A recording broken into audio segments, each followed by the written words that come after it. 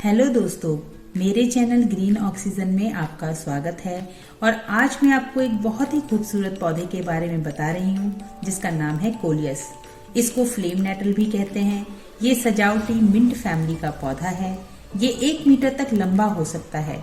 ये कई कलर्स और पैटर्न्स में मिलता है। स्पेशली गार्डन में कलर ऐड करने के लिए इस पौधे का उपयोग किया जाता है।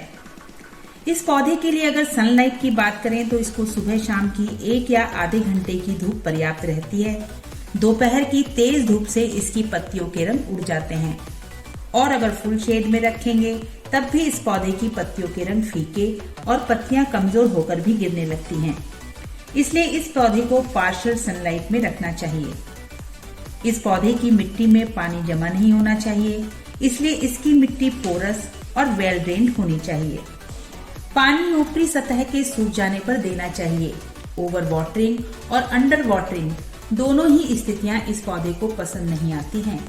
नए पौधे आसानी से कटिंग के द्वारा बनाए जा सकते हैं।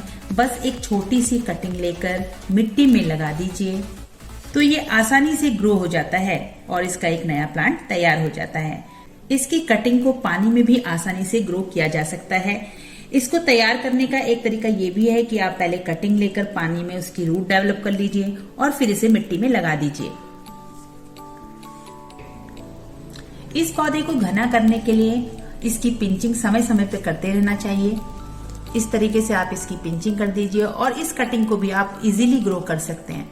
इसका एक तरीका ये भी है कि 2, 3, 4 रंग के कोलियस एक साथ एक ही गमले में लगाने से भी ये बहुत ही सुंदर दिखाई देते हैं।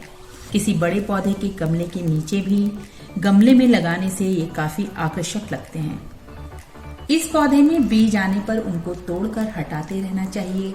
ज्यादातर स्थानों में गर्मियों में ये पौधा सरवाइव नहीं कर पाता है, पर मेरे स्टेट उत्तराखंड में आसानी से इस पौधे को बचाया जा सकता है। इसको बचाने के लिए फरवरी के महीने में छोटी छोटी कटिंग के माध्यम से नए पौधे बनाकर बचा सकते हैं। वैसे तो इस पौधे में इंसेक्ट नहीं लगते हैं, परंतु पुराने पौधे पर कई बार इंसेक्ट की समस्या देखने में आती है।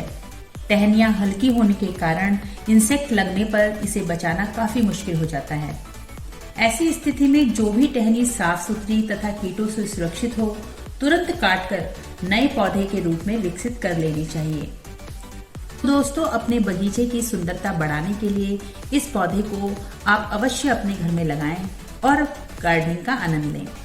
तो अगर आपको मेरी वीडियो पसंद आई है तो लाइक कीजिए, सब्सक्राइब कीजिए और बेल आइकन दबाना ना भूलें।